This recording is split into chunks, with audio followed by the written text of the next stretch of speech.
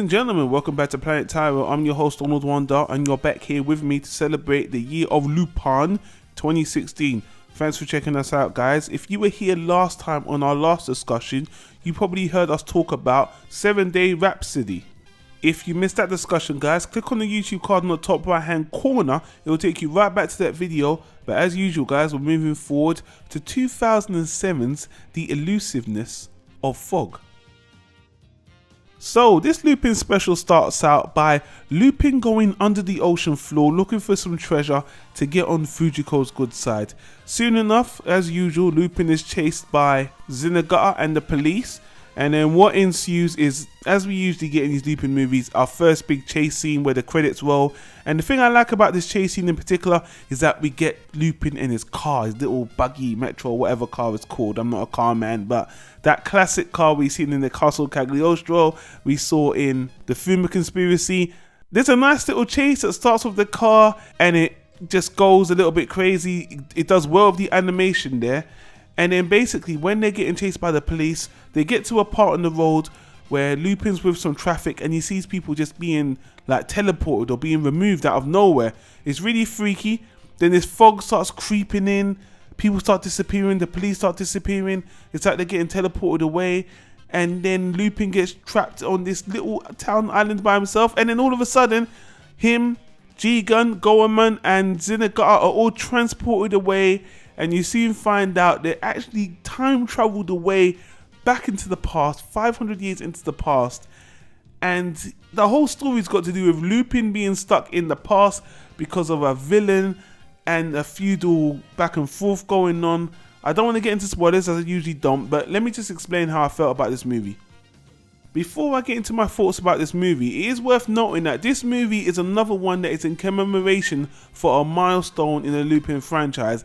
I believe, and I'll put it on the screen if I'm wrong, it was the 40th anniversary. And just like with the return of Paikao, this special brings back a classic anime manga Lupin villain. This one in particular came from episode 13 of the first Lupin TV series, and his name sounds like Mamo, but I know it's spelled a little bit different. This guy's a time traveler, and well, let me just say this. First of all the Lupin movies have followed a very, very similar template. You know, starts off with a chase, there's a treasure, there might be a woman or a token girl or a child or some kind of thing going on.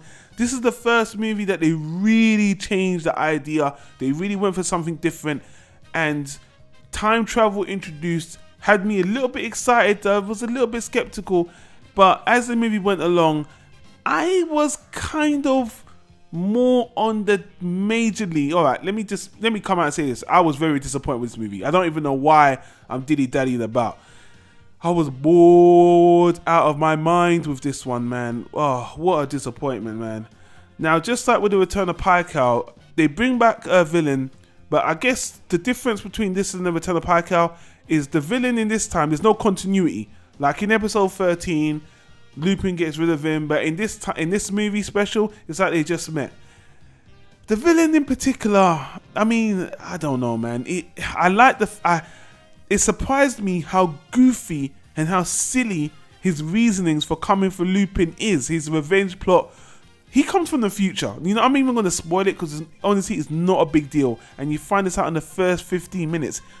This guy comes from the future, where he wants revenge on this Lupin, because Lupin of his time, he comes from the year 2800 whatever. He wants revenge on Lupin the 33rd, and he wants to destroy Lupin's ancestry. So he comes back to trap Lupin in the past, so he can kind of destroy his heritage or whatever, just over a girl. It's meant to be funny, but it's kind of just like, this is really dumb. And if you wanted to kill Lupin, just kill him. But then again, he doesn't want to kill him because someone else might be time traveling. So he wants to use Lupin to get this treasure that might help protect him or give him more time traveling powers. You know what, man? I was really disappointed with this movie. It was boring. That was the main thing. Was the animation good? It was okay. The first scene with the car chase was fine. As soon as they got to this feudal time, 500 years in the past, they didn't do anything. Now, let me tell you something. I've watched a lot of feudal type anime. Some of my favorite anime, like Rurouni Kenshin, Moribito, 12 Kingdoms. There's been some great animations that you can do. Even when One Piece did it, where they went back and did that whole Boss Luffy thing, it's just a one-off. You can make it exciting. It doesn't have to have heights. It doesn't have to be set in the future. They had the chance to do something interesting in a feudal time with the Lupin team, and it could have been just comedy, but it's not even funny. And the feudal situation going on with these two warring factions is boring as hell. Really boring, really drab. I literally, and I'm not just saying this to be funny, I nearly fell asleep through this movie. It was just so boring. The villain was silly, and he kept on popping in and out anyway. He wasn't even a constant in the movie, in and out. The other characters going back, the thing they were going on about the war was so boring. The side characters with some like Fujiko's descendant and his princess and the boy, boring. All of it was boring. I just kept on thinking they could have done something better, or they could have mixed the future, the bad guy's future, with the past or something. There really isn't much to say about this one, because the animation's good, but because they don't use animation to do any heist or any big action scenes, and as I said, I've seen so many anime in this era, even at the time this anime was made and before, that have used stories with this kind of idea better. They had the opportunity here, and it was a letdown. I was bored out of my mind. It was so boring. Now, I guess there's a difference between hating something because it upsets you and just being bored by it. So I'm not going to sit here and say it was complete garbage. It's watchable on a very kind of plain level. But saying that, being completely blunt, this is one of the worst because it's forgettable. It's not funny. There isn't any action heist. Even in they couldn't even do any equivalent to a heist for the era. The story was not engaging in any shape or form. The only thing I liked about this movie was the first opening car scene. That was it. Everything else was a complete drag. It was a bust. As a rating, I just have to give this not feeling this. It's not even that I hated it. It's just that it was so boring, so forgettable. The villain was just too flaky.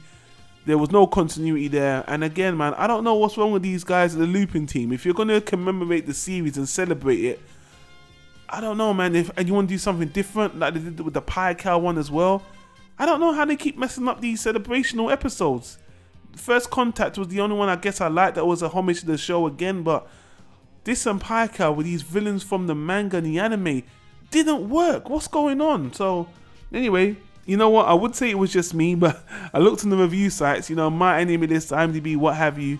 Everyone agreed this was mediocre to poor, and I was going to be lenient on this one, but it was a waste. This was a waste of resources, honestly. I would have just preferred, I don't know what I would have preferred. I kind of prefer this movie doesn't exist. There's no, honestly, it serves little purpose. If you want it as a, I wonder what Lupin would be like in the feudal times. They don't do anything with it. It's completely a bust. I'm sorry. It's one of the worst ones.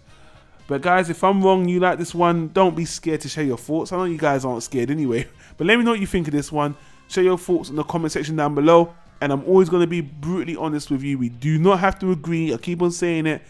Let's just share our opinions and let's, you know, have a little debate or a little just platform where we can discuss the good and bad about the Lupin franchise. So anyway, guys, I could have made this a lot shorter, but I wanted to explain myself.